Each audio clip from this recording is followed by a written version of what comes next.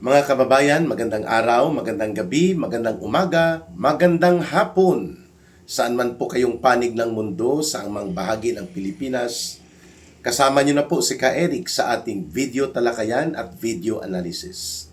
Maraming salamat by the way sa patuloy ninyong pagsuporta at pagtangkilik at pagsubaybay at pag-promote ng ating Ka Eric Celis YouTube channel. We are more than 78,000 subscribers already, no? At ang ating viewership po ay patuloy na lumalawak at lumalaki.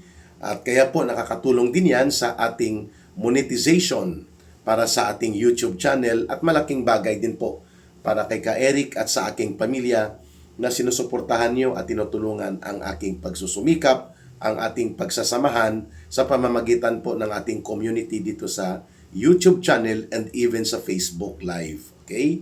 At pangalawa po, ang ating Facebook Live sa Ka Eric Jeff Celis, which we do simultaneously every 9:15, alas 9:15 ng gabi or sometimes alas 9:30 ng gabi, every Monday to Sunday, basta wala lang conflict of schedule, ay tuloy-tuloy pa rin po.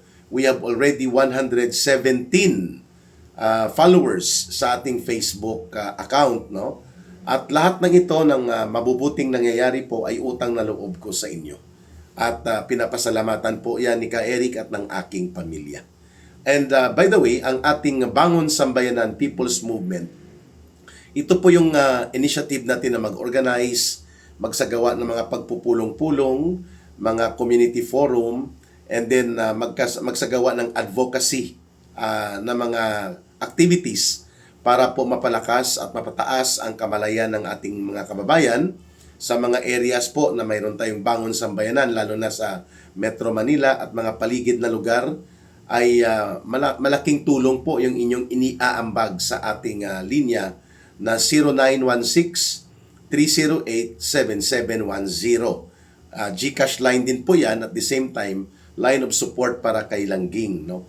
Ulitin ko po, 0916-308-7710. And sa ating video analysis ngayon, pag-uusapan po natin itong nakikita natin na pag-develop ng iba't ibang sectoral initiatives upang magkaroon po ng pagpapahayag at paninindigan ang ating mga kababayan laban dito sa talaga namang hindi na po maampat na pagsilakbo at pagtaas ng galit ng sambayanang Pilipino sa napaka-iskandaluso at karumaldumal na krimen ng pandarambong at pangungulimbat sa kaban ng bayan, mga pangungurakot na naganap po sa ating gobyerno sa ilalim po ni Marcos Jr. On that note, mga kababayan, ay pag-usapan natin ano po ba ang psychology ng korupsyon at ng mga mangungulimbat. Bakit po sila nagkakaroon ng walang kabusugan sa pagiging gahaman at magnanakaw in spite na bumabaha na po ang limpak-limpak na salapi at pera na kanilang pinagnanakaw sa taong bayan, tuloy-tuloy pa rin po ang kanilang pagnanakaw. What is the psychological and behavioral explanation hinggil po dyan sa mga magnanakaw at mandarambong na walang kabusugan at patuloy po ang kanilang ginagawang pagsasagawa ng tuloy-tuloy at walang ampat na pangungulimbat sa kaban ng bayan. Ayan. Kaya nga ang title natin, tungkol po ito sa paano nagiging gahaman ang mga kurakot sa gobyerno at ano ang nararapat na magiging interbensyon ng ating mga mamamayan upang maputol, mapatigil at mapapanagot at makakapagsingil at mapapabayad natin ang mga mandarambong na ito. Okay? Sa psychology and behavioral science, may tinatawag po na neuroplasticity. Ang ibig sabihin po nitong neuroplasticity, ang ating utak, ang utak ng tao po, ay kusang nag-a-adjust sa kung ano po ang nakagawian at natatanggap niya na ito ay parang tama at nawawala na yung process of conscience evaluation. Kaya tinatawag na neuroplasticity. Halimbawa, kung paulit-ulit kang nagnanakaw, paulit-ulit kang nandarambong at you take pleasure on it dahil hindi ka nahuhuli, tinatanggap ng iyong utak na ito ay tama at ito ay walang problema o wala kang pananagutan. Kaya, yung mga magnanakaw, tuloy-tuloy sila sa pagnanakaw sapagkat matagal na panahon ay wala pong kaparusahan at hindi po sila nananagot, hindi sila naibubulgar, hindi po sila nakakaramdam ng hiya. Yan pala ang effect ng the neuroplasticity effect sa mga gawaing immoral. Halimbawa, ang pagiging addict because you take pleasure sa pagdudurog, sa droga, which allegedly yan din po ang nararamdaman na pleasure ni Bongbong Marcos Jr. to those who are exposing him, ay hindi ka na nakakaramdam ng conscience effect. Instead, ay nag-a-undergo ang iyong utak ng tinatawag na neuroplasticity o yung epekto na tinatanggap na lamang ng iyong mismong utak na ikaw ay magkakaroon ng tinatawag na justification kung bakit tuloy-tuloy ka sa ginagawa mo kahit na ito ay lumalabag sa batas, kahit na ito ay may masamang epekto at malawak na negatibong impact sa lipunan at sa sambayanan, kagaya ng malawakang pandarambong at mga pagnanakaw sa kaban ng bayan, and yet tuloy-tuloy ka. Yan pala ang psychology na ito. Pangalawa, mayroon pa maliban sa neuroplasticity, may tinatawag po na hedonic treadmill.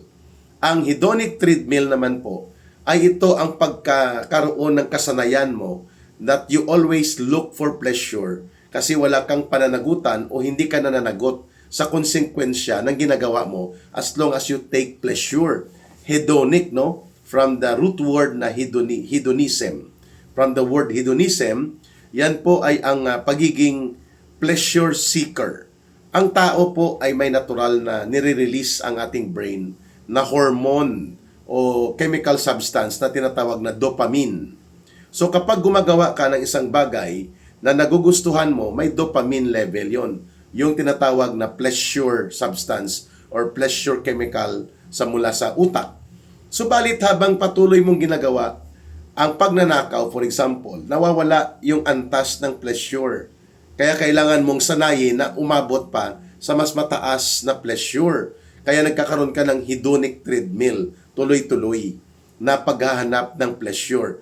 At magkasabay po pala yung neuroplasticity sa aking inaral at sa mga pagsaliksik ko, ang pagiging katanggap-tanggap sa iyong utak na hindi na kailangan ang conscience check dahil paulit-ulit mong ginagawa ang isang bagay na mali, ganon din pala ang epekto ng hedonic treadmill na naghahanap ka ng pleasure level at itutuloy-tuloy mo ito sapagkat gusto mong umangat palagi at magtuloy-tuloy ang dopamine chemical substance or neurosubstance na inire-release ng utak. Kaya hindi ka na naman kontento sa 1 milyon na ninanakaw mo at hindi ka na kontento sa 100 million, billions na ang ninanakaw mo.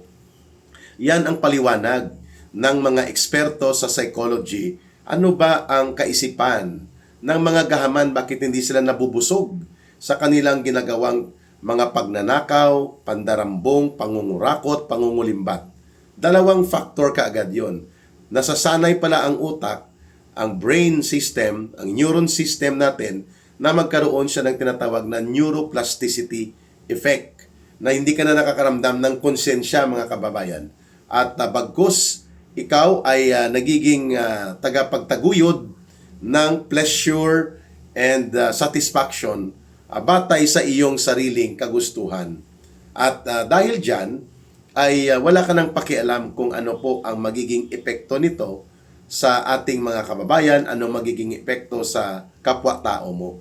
And at the same time, as long as hindi ka napapanagot at nagtutuloy-tuloy na natutuwa ka at marami kang nakukuha na mga benepisyo na nagbubunga ng pagkakaroon mo ng pleasure at dahil wala namang kaparusahan na nagaganap, tuloy-tuloy pa rin po ang pagnanakaw. Kaya maraming nagtatanong, hindi ba sila nabubusog? Bakit sila nagiging gahaman sa pagnanakaw at sa sistema na kung saan ang taong bayan ang naaapektuhan. Ayun. So, ang magandang intervention dyan, kapag matino ang gobyerno at hindi ito ang pasimuno ng mga pagnanakaw, kailangan magkaroon po ng discipline and accountability. Yung may pananagutan at may kaakibat na disiplina sa konsekwensya ng iyong ginagawa. Ito ang dahilan kung bakit kailangan ang malakas na panggobyerno. Governance is the start of discipline and accountability doon sa mga tiwali at mga nag-aabuso ng poder at kapangyarihan at ginagamit ang poder at kapangyarihan para maging abusado sa pondo, sa pera at sa kapangyarihan. So, when the government is able to instill yung certainty of makukonvict ka, no? May kasiguruhang makukonvict ka, makukulong ka, mapaparusahan ka, at mababawi sa iyo ang mga pinagnanakaw mo, when that is very clear doon sa gumagawa ng kasalanan, at makikita nila na talaga palang seryoso ang otoridad ng pamahalaan, the decisiveness of political leadership, and the clarity of direction na hindi ka pababayaang, hindi ka managot at hindi ka hahabulin, the way right now na nakikita natin kay Marcos, pinatakas na nila si Saldico, ito na ganito na ang iskandalo ng pagsabog ng involvement nila Martin Romualdez at nila Saldico, wala pa rin pong konkretong hakbang na ginagawa si Marcos upang man lang ipakansila ang passport ni Saldico, magpadala ng tracker teams upang sila ay hulihin, hanapin at dalhin dito at kasuhan kung hindi po sila involved. Si Marcos mismo sa ganitong kalakaran ng pangungulimbat at yung paglaganap mismo ng pangungurakot sa kaban ng bayan. Kaya nga pwedeng-pwede talaga sabi ni former Ombudsman Concheta Carpio Morales, the President can order all agencies of government na hulihin at papanagutin i-tracker team, no? Itong si Saldico, i-tracker team siya at iba pang mga kasama niya upang managot sila sa batas. At pati ang proseso ng confiscation, forfeiture, seizure, and even at least ang pag-freeze order sa kanilang dinambong na kayamanan ay nangangailangan po yan ng decisibong political action on the part of the government. Kahit anong investigasyon ang gagawin po dyan sa Senate Blue Ribbon Committee at pati dyan sa ICI o yung investigative body na parang napilitan lang naman si Marcos na ito po ay i-create niya, this investigation will not amount to anything unless concrete action such as number 1, tracker teams, and then cancellation of passport, and then dalhin pabalik sila Saldico, ang gang of 6+1, at sabi nga ni Mayor Magalong dapat imbestigahan at isama dyan si Stella Kimbot na pumalit kay Saldico nang sumabog ang iskandalo, itong sila Dong Gonzales, and the rest, no, sila Congressman Mumu na to, sila Guardiola, yung nagpasimuno ng paano kinakatay ang budget at paano ito pinalusot at pinayagan ni Romualdez at ng ilang mga senador at paano din po kinonsinte at binigyang otoridad ni Marcos by signing 3 budget laws. General Appropriations Act of 2023, General Appropriations Act of 2024, and General Appropriations Act of 2025. The most notorious na iskandaluso at kurakot na budget na naipasa sa kasaysayan ng ating gobyerno. At ang nagpirma, ang pumayag na ito'y maging batas at mailabas ang mga pondo, walang iba kundi si Marcos Jr. mismo. Yon. So, ang behavioral attitude na neuroplasticity o yung pagiging makapal ang iyong pagmumuka dahil di ka na nakakaramdam ng hiya at wala ka ng conscience check na nararamdaman sa iyong pag-iisip at even sa emosyon mo, at itong hedonic treadmill o yung pagiging pleasure seeker mo. Hanap ka ng pleasure o yung kaligayahan mo dahil hindi ka nananagot, wala kang kaparusahan na nararanasan dahil nga pabaya at konsentidor at kasabwat ang gobyerno. Lahat ng ito po ay kayang maputol itong kultura ng pagkagahaman, kultura ng pandarambong at kultura ng pagnanakaw sa kabanang bayan if there will be a real change of leadership in government. Kaya nga ultimo lamang na sabihin tapusin nyo ang first wave of investigation. Let's make it after 15 days mag-file na ng kaso laban kay Martin Romualdez, kay Saldico at sa gang of 6 na mga kagrupo nila. Hindi nga magawa ni Marcos, no? Even ang pagpapabalik kay Saldico at pagpaharap sa kanya sa pananagutan niya dito sa ating bayan, hindi kayang gawin ni Marcos Jr. Why? Because, the simple explanation, the highest guilt and the more serious na pananagutan sa pagbabalik ng malawakang pandarambong at pangungulimbat at korupsyon ay kay Marcos mismo nanggaling. Yan po ang katotohanan, mga kababayan. And so therefore, it follows also na kung ikaw sa gobyerno ay hindi ka rin nakakaramdam ng hiya at ang konsyensya mo manipis at unti-unting nawawala, the way we are seeing it right now with Marcos Jr., na parang gusto niya lang na makalimutan na ng tao, kumalma na ang mamamayan, mabuti na lang po may mga kumikilos at nagsasalita pa rin ng mga kababayan natin, and many more are participating in the protest actions, in the protest activities. Aba, mas gusto ni Marcos na lang na antayin na lang natin ang kunwa-kunwari ang investigasyon nila upang makalimutan na mapanagot, maparusahan at mabawi mula po sa mga magnanakaw na ito, lalo na sa grupo nila Martin Romualdez, nila Saldico at mga gang of 6+7 and all those na nagamit po nila sa Kongreso, sa DPWH, mga kriminal na contractors. Dapat po face by face ang pagsasampa ng kaso para umuusad siya. And then dapat nag-hire ng maraming matitino at magagaling na abogado for case build-up, no? Gamitin ni Marcos ang kanyang confidential fund for purposes na kailangan magkaroon ng karagdagang mga idealistic at mga profesional na mga abogado at mga investigators kung seryoso siya para mapabilis at magiging matibay ang pagbubuo ng kaso upang maiakyat kaagad at maipalabas ang mga warrant of arrest, no? Yan po ang mga dapat na hakbang na gamitin. The government must take the lead na itong kultura ng pagkagahaman, ng pagkawalang konsyensya at paulit-ulit na nasasayahan at naliligayahan po itong mga magnanakaw at mandarambong sa kanilang ginagawang pagnanakaw at pandarambong. The only way is for have a serious government leadership and government action. But we cannot expect that from Marcos for his own weaknesses.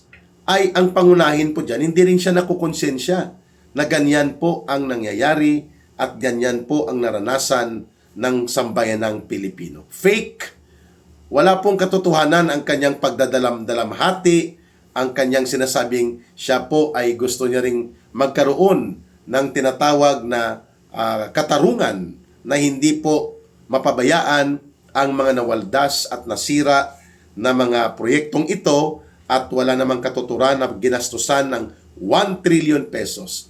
Ang kanyang anak ay involved sa 5 proyekto na ibinulgar po sa GMA News Special Report at binulgar din po ni Manong Chavit, Governor Chavit Singson.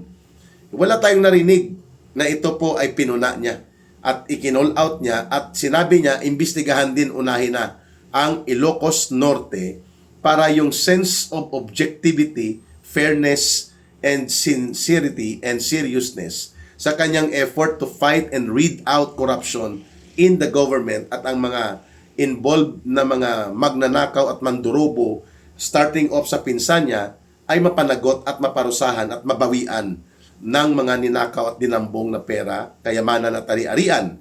But all of this, wala pong ganong aksyon o anumang konkretong indicator na gagawin ni Marcos. Why? Because yung neuroplasticity ng pagiging makapal, ang pagmumukha, hindi nakakaramdam ng hiya at konsyensya, ay apektado din siya sapagkat may mga hallucination na nga siya, no? Sapagkat hindi rin po niya kayang i-deny pa na ang kanyang pagkalulong po sa illegal na pag-abuso ng droga ay apektado ang kanyang brain and mental processes, including ang decision-making process. And that is the reason na ang panawagan ngayon na dumadagundong sa buong bansa at saan man po may mga pagkilos ang mga mamamayang Pilipino, hindi na lamang po i-kulong mga kurakot, i-kulong mga kurakot. Hindi na lang ganun ang panawagan. Ang panawagan ngayon, Marcos Romualdez resign, panagutin, singilin at parusahan. Yun na po naririnig sa mga iba't ibang sektor, lalo na po itong mga mass walkout sa ginagawa po ng mga teachers and mga estudyante po sa mga iba't ibang kolehiyo at iba't ibang mga universidad. Ito na po ngayon ang patutunguhan. When there will be change of leadership, when there will be change of leaders sa gobyerno na ito at matino ang pagre-reforma, masisimulan kaagad po ang panawagan ng mamamayan for justice, for reform, at maipatupad na rin po ang tinatawag na tunay na programa para sa mabuting pamamahala or the real and genuine good governance programs and agenda. Yan. So, doon po tayo patungo sa nagtatanong, ano ang ating means? Para sa akin po, ang ating gagawin ay maghanda po tayo na ang people power po ay magiging isang hakbang, isang forma ng pagkilos, mapayapa ngunit matatag. At hindi lamang iisang tao o ilang tao ang kumukumpas, kundi kolektibo at sama-samang pagkilos batay sa kamulatan at pagtutulungan ng taong bayan. Beyond lamang sa, hindi lamang po doon sa mga tinatawag na DDS brand of groups, kundi malawak at dapat may malinaw na opposition leader. At ako wala akong nakikitang iba pang malinaw na opposition leader kung nais nating isagawa ang people power na nasa mapayapa at framework na legal ang batayan at hindi riot at hindi po kaguluhan at anarkiya. Sundin natin ang constitutional line of succession of power and the framework of the Constitution. Kung paano din po mag-react ang ating Armed Forces of the Philippines at pati na po ang Philippine National Police. We cannot afford na ang problema ng isang bulok na panggobyerno ay lalo pang magpapalugmok kung tayo ay gumawa ng karahasan, kaguluhan, riot, civil war, or mga madugo at mga mapangwasak na uri ng hakbang. Dahil hindi planado, hindi koordinado, at walang malinaw na direksyon ang mga pagkilos ng mga mamamayan. People power may be a strong weapon of a social movement for social political change, but it can also cause problems kung hindi po ito tamang mailahad sa direksyon, pinagplanuhan at ito ay niyakap ng voluntaryo at may tamang programa at tamang alternatibo sa pinakamalawak na hanay ng mamamayan. Then we can only say na ang people power is still a very relevant and significant and important social movement and political movement tool that the Filipino people can avail or can utilize bilang mga mamamayan. Ayan. So, magbabalik po ang ating video discussion mamayang gabi, alas 9:15 ng gabi, Philippine Standard Time, mag-standby na po tayo. Bibigyan natin ng analysis at mga pagtingin ang nagaganap sa ating paligid at mga development of news and situation sa ating Ka-Eric Celis, Balitang Talakayan, Balita at Talakayan para sa ating mga mamamayan. Again, to those who would like to support, ang atin pong line of support ay 0916-308-7710. Kay Langging o Rohilda Celis po ang line of support natin. Dumadaan, you can coordinate kung ano pong mga supportang gusto ninyong voluntarily ay may share sa Bangon Sambayanan People's Movement. Again, ang numero po, 0916-308-7710. Ayan. So, mga kababayan, palagi nating tandaan, mahalin natin ang bansang Pilipinas. Walang ibang magmamahal nito kundi tayo ring mga Pilipino. At pag sumikapan nating unawain ang ating kalagayan, aralin ang ating karanasan, at iangat ang ating kamalayan sama-sama tayong kikilos, mapayapa, ngunit may paninindigan, may prinsipyo at malinaw na direksyon, hindi pa bugso-bugso ng damdamin at ng isipan, ng iisa o ilang tao lamang. Yan po ay dapat kolektibong ginagawa natin bilang mamamayan at tayo po ay nagpa-participate. Malinaw po ng agenda natin ay ang pagbubuo ng National Good Governance Program. Hindi lamang po para sa iisang sektor. And later on, itatransform natin hindi lamang ang panggobyerno, kundi pati na rin po ang ating pamamaraan sa kultura ng lipunan so that there will be no room or less opportunity na mabubuhay ang mga kultura at gawaing nagpalugmok sa ating bayan kagaya ng pangungurakot, pandarambong at korupsyon at pagnanakaw. Yan po ay sa pamamagitan ng pagbubuo ng bagong pamunuan, bagong gobyerno, subalit may direksyong tama for the real and genuine good governance agenda. So, marami po tayong pag-uusapan din na pagtutuwid ng kaisipan at pananaw natin sa mga kaganapan at mga iba pang events of situation and importance sa mga balita na ngayon po ay lumalantad sa ating lipunan. Sa pagbabalik po natin mamaya, sama-sama tayo, alas 9:15 ng gabi sa Philippine Standard Time, Balita at Talakayan with Kaeri. So para sa Diyos at sa Pilipinas nating mahal, mabuhay ang sambayan ng Pilipino, mabuhay ang ating demokrasya at malayang pakikipagkaisa at kalayaan sa pagpapahayag. May God bless everyone and may Allah will be with those who are Muslim brothers and sisters. Bye for now. See you again. Maraming salamat po.